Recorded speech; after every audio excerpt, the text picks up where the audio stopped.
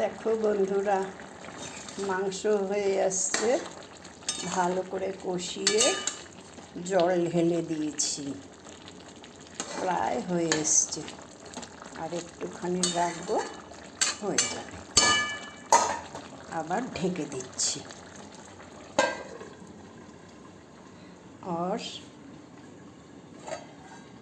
চাটনি বানিয়েছি দেখো বন্ধুরা, কিশমিশ, কাজু, টমেটো, আঙ্গুর আর খেজুর দিয়ে।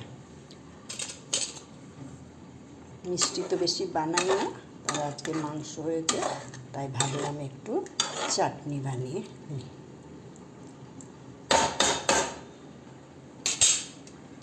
ঢাকা দিয়ে রাখলাম। আর গরম গরম সাদা ভাত বানিয়েছি বন্ধুরা, দেখো।